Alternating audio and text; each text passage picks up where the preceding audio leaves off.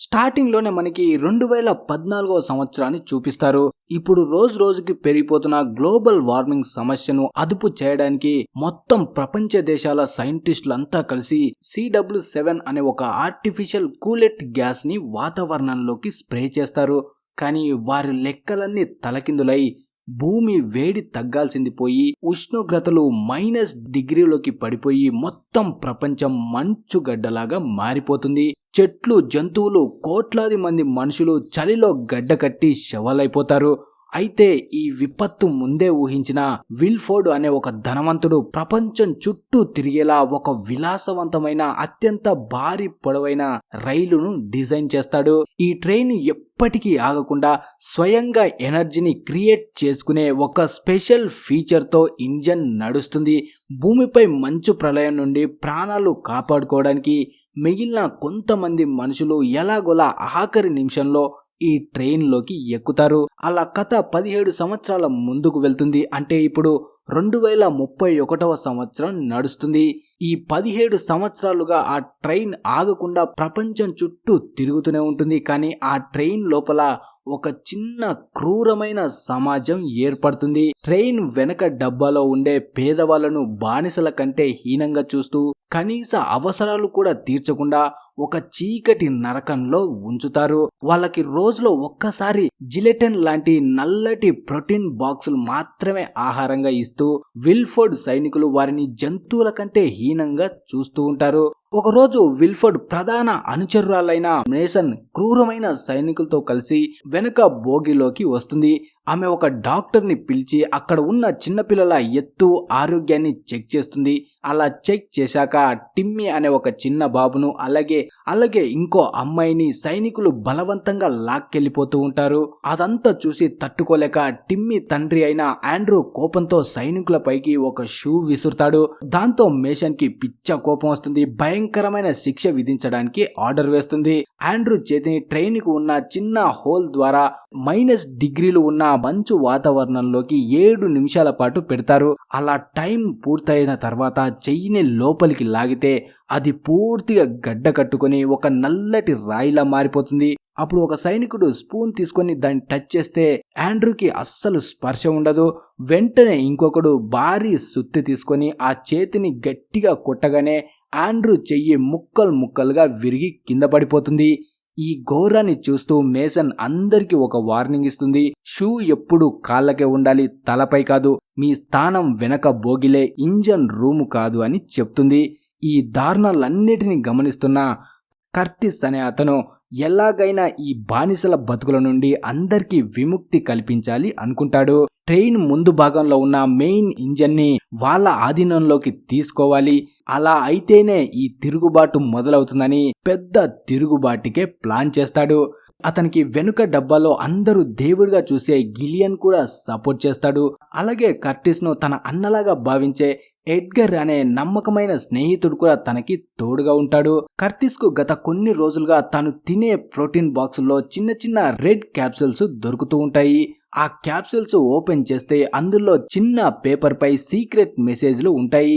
ఈ మెసేజ్ లో నమ్గున్ మిన్సును కలవండని రాసి ఉంటుంది. అలాగే కర్టిస్ అక్కడ ఉన్న సైనికుల కదలికల్ని కూడా కొన్ని రోజులుగా గమనిస్తూ ఉంటాడు. అలాగే సైనికులు ఉపయోగిస్తున్న గన్స్ లో అసలు బుల్లెట్లే లేవనే ఒక ఊహించని నిజాన్ని కూడా కనిపెడతాడు. 4 ఏళ్ల క్రితం జరిగిన ఒక తిరుగుబాటులోనే సైనికులు తమ దగ్గరున్న బుల్లెట్లన్నీ వాడేశారని తెలుస్తుంది.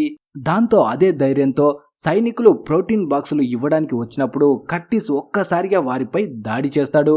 ఒక గార్డ్ గన్ తీసి కర్టిస్ తలపై గురిపెట్టగా కర్టిస్ అస్సలు భయపడకుండా తన తలను గన్ బ్యారెల్ కి గట్టిగా నొక్కిపెట్టి ట్రిగర్ నొక్కుతాడు.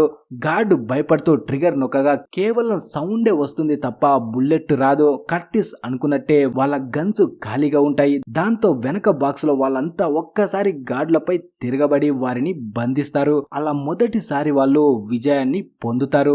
అలా వెంటనే మళ్ళీ ముందుకు బయలుదేరుతారు. కానీ ప్రతి బాక్స్ దాటాలన్నా అక్కడ బయోమెట్రిక్స్ లాక్స్ ఉంటాయి. ఆ లాక్స్ ను ఓపెన్ చేయడానికి ఈ ట్రైన్ సెక్యూరిటీ సిస్టమ్ ను డిజైన్ చేసిన చీఫ్ ఇంజనీర్ నమ్గున్ మిన్స్ అవసరమని తెలుసుకుంటారు. వెంటనే నమ్గున్ని ఉంచిన ఆ జైల్ బాక్స్ దగ్గరికి వెళ్తారు. అక్కడ గోడకు ఉన్న బాక్స్ లో నమ్గున్ మిన్స్ ను అతని కూతురు యోనాను మంచులో గడ్డ కట్టించి జైల్ శిక్షని విధిస్తూ ఉంటారు. వారందరిని బయటికి తీసి స్లోలోకి తీసుకువస్తారు. నమ్గున్ ఇంకా తన కూతురు యోనా ఇద్దరు క్రోనాల్ అనే ఒక రకమైన ఇండస్ట్రియల్ వేస్ట్ డ్రగ్ కి విపరీతంగా బానిసలై ఉంటారు. దాంతో కర్టిస్ అతనితో ఒక డీల్ మాట్లాడుకుంటాడు. మేము ముందుకు వెళ్ళడానికి ఒక్కో తలుపు నువ్వు ఓపెన్ చేస్తూ ఉంటే ఒక్కో క్రోనల్ క్యూబ్ ని నీకు ఇస్తానని మాట ఇస్తాడు. నమ్గున్ దానికి ఒప్పుకొని తన దగ్గరున్న ప్రత్యేకమైన కెమికల్ సహాయంతో మొదటి లాక్ ఓపెన్ చేస్తాడు. అలాగే అక్కడే ఉన్న యోనాకి ఒక వింతైన సైకిక్ పవర్ ఉంటుంది. తలుపు అవతల ఏం ఉంది, ఎంతమంది ఉన్నారు అనేది కేవలం ఆమె శబ్దంతో ఇంకా వైబ్రేషన్స్ తో ఊహించగలదు. అలా వాళ్ళు తలుపులు దాటుకుంటూ ముందుకు వెళ్తుండగా ఒక చీకటి ఇండస్ట్రియల్ డబ్బాలోకి ఎంటర్ అవుతారు. అక్కడ ఒక పెద్ద మిషన్ లోపల కొన్ని లక్షల కొద్ది బొద్దింకలను వేసి క్రష్ చేస్తూ ఉండడం కర్టిస్ చూస్తాడు. ఆ బొద్దింకల నుండి వస్తున్న ఆ నల్లటి లిక్విడ్ నే ఇన్ని రోజులుగా వీళ్ళందరూ తింటున్న ఆ ప్రోటీన్ బాక్స్ లని తెలిసి ఎడ్గర్ కర్టిస్ అసహ్యంతో వాంతులు చేసుకుంటారు. కానీ వెనక ఉన్న వాళ్లకు ఈ నిజం తెలిస్తే వాళ్ళు మానసికంగా ఇంకా బలహీన పడతారని కర్టిస్ ఆ నిజాన్ని మిగతా వాళ్ళకి చెప్పకుండా దాచిపెడతాడు. అలా అక్కడి నుంచి వీళ్ళు ముందుకు రాగానే ఒక పెద్ద బాక్స్ లోకి వస్తారు. అక్కడ వందల మంది క్రూరమైన విల్ఫోర్డ్ సైనికులు నల్లటి లేజర్ సూట్లు, మాస్కులు వేసుకుని చేతుల్లో పెద్ద పెద్ద గొడ్డళ్ళు పట్టుకొని వీరి కోసం ఎదురు చూస్తూ ఉంటారు. వాళ్ళ వెనకాలే మినిస్టర్ మేషన్ కూడా నిలబడి ఉంటుంది. అలా రెండు గ్రూపుల మధ్య అత్యంత భయంకరమైన రక్తపాతంతో కూడిన యుద్ధం మొదలవుతుంది. అలా రెండు వైపుల మనుషులు నరుక్కుంటారు, చనిపోతూ ఉంటారు. కరెక్ట్ గా ఆ ఫైట్ నడుస్తున్న సమయంలోనే ట్రైన్ ఒక ఐస్ టన్నెల్ లోకి వెళ్తుంది. ఈ టన్నెల్ లోపల మొత్తం చీకటి ఉంటుంది. సైనికులు ముందే ప్లాన్ చేసుకుని వాళ్ళ దగ్గర ఉన్న నైట్ విజన్ గ్లాసెస్లు వేసుకుని చీకట్లో ఏమి కనిపించని కర్టిస్ మనుషులను గొర్రెలను నరికినట్టు నరకడం స్టార్ట్ చేస్తారు. వెనక బాక్స్ లో ఉన్న వాళ్ళంతా ప్రాణాలు కోల్పోతుంటే కర్టిస్ కి ఒక ఐడియా వస్తుంది. వెనక బాక్స్ లో ఉన్న చిన్న పిల్లలను పిలిచి అక్కడ నిప్పుతో వెలిగించిన కాగడాలను ఒకరి చేతి నుండి ఇంకొకరి చేతికి అందిస్తూ ఫాస్ట్ గా ముందుకు తీసుకురమ్మని అంటాడు. ఆ కాగడాల వెలుతురును ఒక్కసారిగా ఆ చీకటి బాక్స్ లోకి రాగానే నైట్ విజన్ గ్లాసెస్ వేసుకున్న సైనికులు కళ్ళు బైర్లు కమ్మి ఏమీ కనిపించవు. దాంతో కర్టిస్ టీం ఎదురు దాడి చేసి సైనికులను దారుణంగా నరికి చంపేస్తారు. ఈ ఫైట్ లో మేషన్ ముఖ్య అనుచరుడైన ఒక క్రూరమైన సైనికుడు కర్టిస్ ప్రాణ స్నేహితుడైన ఎడ్గర్ మెడపై కత్తి పెడతాడు. అదే సమయంలో కర్టిస్ మేషన్ మెడపై కత్తి పెడతాడు. తన స్నేహితుని కాపాడుకోవాలా లేక మేషన్ ని బంధించి విప్లవాన్ని ముందుకు నడిపించాలా అనే ఆలోచనలో పడిపోతాడు. దాంతో ఇప్పుడు కర్టిస్ కఠినమైన నిర్ణయం తీసుకుంటాడు. కళ్ళ ముందే ఎడ్గర్ చనిపోతాడు. కానీ కర్టిస్ మేషన్ ని వదిలిపెట్టకుండా వాళ్ళ దగ్గరే బంధించి పెడతాడు. ఇక మేషన్ ను గన్ పాయింట్ లో పెట్టుకుని కర్టిస్ తన ముఖ్యమైన అనుచరులైన తాన్యా, ఆండ్రూ, నమ్గున్, యోనాలతో కలిసి ముందుకు వెళ్తాడు. ఇక్కడ నుండి బాక్స్ లో విజువల్స్ పూర్తిగా మారిపోతాయి. ఇప్పటి వరకు నరకం చూసిన వాళ్ళు ఒక్కసారిగా స్వర్గంలోకి అడుగు పెట్టినట్టు అవుతుంది. ఒక బాక్స్ లో పెద్ద పెద్ద మొక్కలతో కూడిన గ్రీన్ హౌస్ తోట ఉంటుంది. అక్కడ ఇప్పుడిప్పుడే పండుతున్న తీయటి పండ్లు ఉంటాయి. మరో బాక్స్ లో భారీ ఆక్వేరియం ఉంటుంది. అందులో రకరకాల చేపలు ఈదుతుంటాయి. అక్కడ ధనవంతులు కూర్చొని ఫ్రెష్ గా వండిన చేపల కూరని తింటూ విలాసవంతంగా జీవితాన్ని గడుపుతుంటారు. తమ వాళ్ళు అక్కడ ఆకలితో చస్తుంటే వీళ్ళు ఇక్కడ ఇంత విలాసవంతమైన జీవితాన్ని అనుభవిస్తున్నారా అని కర్టిస్ రగిలిపోతాడు. ఆ తర్వాత వాళ్ళు ఒక ప్రైమరీ స్కూల్ బాక్స్ లోకి ఎంటర్ అవుతారు. అక్కడ ఒక ప్రెగ్నెంట్ టీచర్ ధనవంతుల పిల్లలకి క్లాస్ చెప్తూ ఉంటుంది. ఆమె ఒక పియానో వాయిస్తూ విల్ఫోర్డ్ దేవుడు ఇంజన్ అమరమైంది, విల్ఫోర్డ్ లేకపోతే మనుషులంతా మంచులో చచ్చిపోతామని ఆ చిన్నపిల్లల మైండ్స్ ని బ్రెయిన్ వాష్ చేస్తూ ఉంటుంది. సరిగ్గా అదే టైంలో ఆ ట్రైన్ పూర్తిగా ఒక్క సంవత్సరం మొత్తం ప్రపంచాన్ని చుట్టి వచ్చిందని న్యూ ఇయర్ సెలబ్రేషన్ ని చేసుకోవడం కోసం ఒక వ్యక్తి ఉడకబెట్టిన కోడిగుడ్ల బుట్టను తీసుకువచ్చి అందరికి పంచుతాడు. కానీ అది ఒక ముందస్తు కుట్ర. ఆ గుడ్లు పంచుతున్న వ్యక్తి సడన్ గా బుట్టలో దాచిన మిషన్ గన్ ని తీసి కర్టిస్ మనుషులపై దారుణంగా కాల్పులు జరుపుతాడు. ఆ క్లాస్ టీచర్ కూడా ఒక గన్ తీసి దాడి చేస్తుంది. ఆ కాల్పుల్లో ఆండ్రూతో సహా చాలా మంది చనిపోతారు. అదే సమయంలో విల్ఫోర్డ్ నుంచి రేడియోలో ఒక సందేశం వస్తుంది. వెనుక బాక్స్ లో బందీగా ఉన్న ముసలైన గిలీలియన్ ను సైనికులు తలపై కాల్చి చంపేస్తారు. తన మెంటర్ అయిన గిలీలియన్ చనిపోయాడని తెలిసి కర్టిస్ పిచ్చెక్కిపోతాడు. పిచ్చ కోపంతో తన ముందే ఉన్న మినిస్టర్ మేషన్ ని అక్కడికక్కడే కాల్చి చంపేస్తాడు. అక్కడి నుండి కర్టిస్, నమ్గున్, యోనా, తాన్యా ఇంకా ముందుకు వెళ్తారు. దారిలో వారికి పెద్ద పెద్ద పబ్బులు, నైట్ క్లబ్బులు కనిపిస్తాయి. అక్కడ ధనవంతులంతా క్రోనోల్ డ్రగ్స్ ను తీసుకుంటూ లోకాన్ని మర్చిపోయి డాన్సులు చేస్తూ ఉంటారు. వెనుక నుంచి మళ్ళీ వీళ్ళ మీద దాడి చేయడానికి వచ్చిన ఆ సైనికుడితో కర్టిస్ టీం ఒక్కసారిగా ఫైట్ చేస్తుంది. ఈ ఘోర యుద్ధంలో తాన్యా చనిపోతుంది. కానీ కర్టిస్ ఆ సైనికుని నరికి చంపేస్తాడు. చివరికి అందరినీ కోల్పోయి కర్టిస్, నమ్గున్, యోనా మాత్రమే మెయిన్ ఇంజన్ రూమ్ యొక్క ఆఖరి ఇనుప తలుపు ముందుకు చేరుకుంటారు. అక్కడ నమ్గున్ ఆ తలుపు తీయడానికి అస్సలు ఒప్పుకోడు. తను ఇన్నాళ్ళు పిచ్చివాడ్లా సేకరించిన క్రోనోల్ క్యూబ్స్ డ్రగ్స్ కావని, అది C4 కంటే శక్తివంతమైన ఒక పేలుడు పదార్థమని చెప్తాడు. దాంతో ఈ ఇంజన్ తలుపు కాదు, బయటి ప్రపంచంలోకి వెళ్లే ట్రైన్ మెయిన్ సైడ్ డోర్ ను పేల్చాలని చెప్తాడు.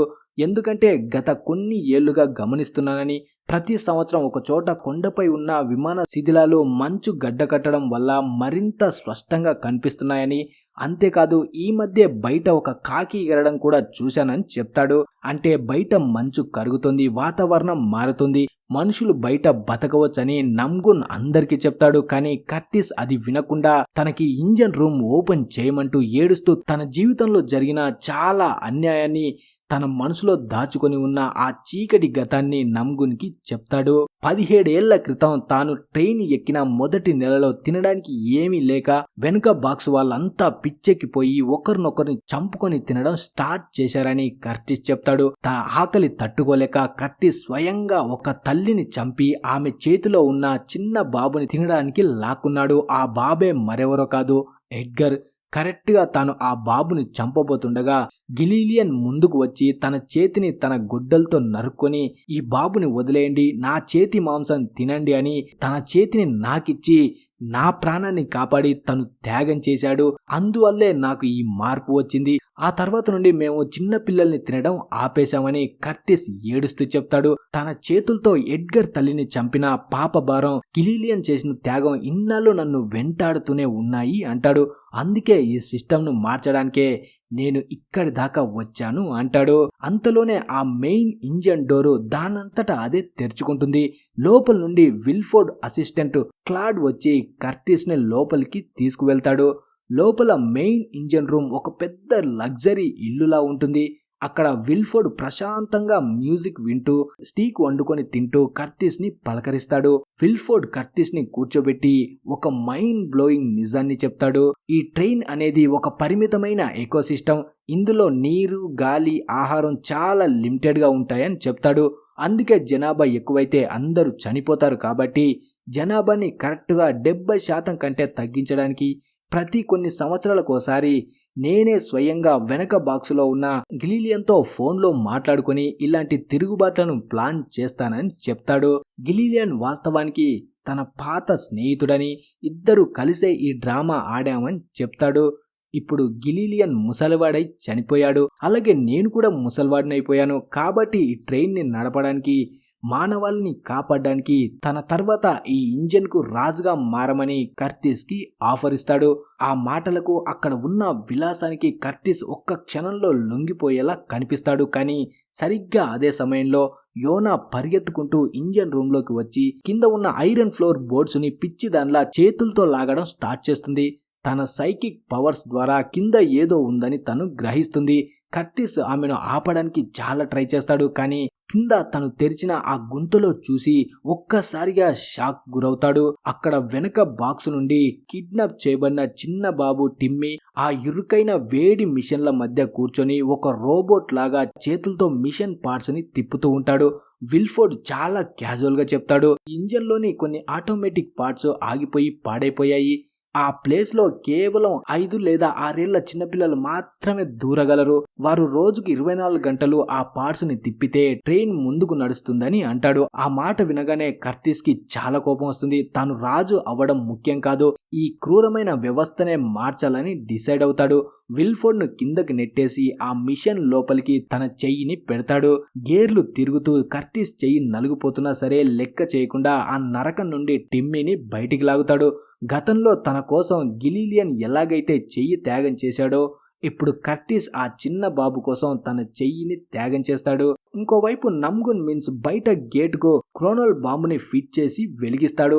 ఇంతలోనే మిగిలిన సైనికులు వాళ్లపై దాడి చేయడానికి రాగానే నమ్గున్ ఇంకా కర్టిస్ ఇద్దరు ఒకరినొకరు గట్టిగా పట్టుకుని వాళ్ళ శరీరాలని అడ్డుపెట్టి యోనాను ఇంకా చిన్నబాబు టిమ్మీని కవర్ చేస్తారు. అప్పుడే బాంబు కూడా ఘోరంగా బ్లాస్ట్ అవుతుంది. ఆ పేలుడు ఒక భారీ శబ్దానికి ఇంకా వైబ్రేషన్స్ కి పక్కనే ఉన్న మైలు పొడవున్న హిమాలయ పర్వతాల లాంటి భారీ మంచు కొండలు ఒక్కసారిగా విరిగిపడతాయి. ఆ మంచు తుఫాను వేగంగా ట్రైన్ ని బలంగా ఢీకొడుతుంది. దాంతో ఎప్పటికీ ఆగదు అనుకున్న ఆ రాకాసి ట్రైన్ పట్టాలు తప్పి బాక్సులు మొత్తం విరిగిపోతూ లోయలోకి పడి ముక్కలైపోతుంది. ట్రైన్ లోపల ఉన్న విల్ఫోర్డ్, కర్టిస్, నమ్గున్లతో సహా ధనవంతులు, పేదవాళ్ళు అందరూ ప్రమాదంలో చనిపోతారు. అలా కొద్దిసేపటి తర్వాత ఆ పొగమంచు తుఫాను మొత్తం తగ్గిన తర్వాత ఆ మొత్తం నాశనం అయిపోయిన ట్రైన్ శిథిలాల నుండి కేవలం ఇద్దరే ప్రాణాలతో బయటికి వస్తారు. వాళ్ళే నమ్గున్ కూతురు యోనా, ఇంకా కర్టిస్ కాపాడిన ఆ బాబు టిమ్మీ. వాళ్ళు భారీ కోట్లు వేసుకొని తెల్లటి మంచు ప్రపంచంలోకి మొదటిసారి అడుగు పెడతారు. చుట్టూ నిశ్శబ్దం ఉంటుంది.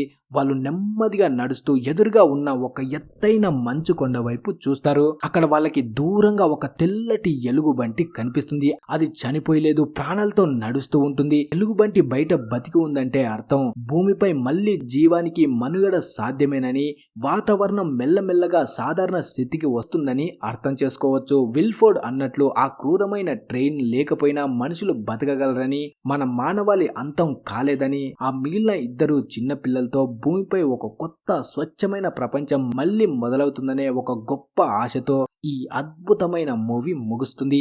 మరి ఈ మూవీ మీకు ఎలా అనిపించింది అనేది కింద కామెంట్ చేసి చెప్పండి. అలాగే వీడియో నచ్చితే లైక్, షేర్, సబ్స్క్రైబ్ తప్పకుండా చేయండి. Thanks for watching.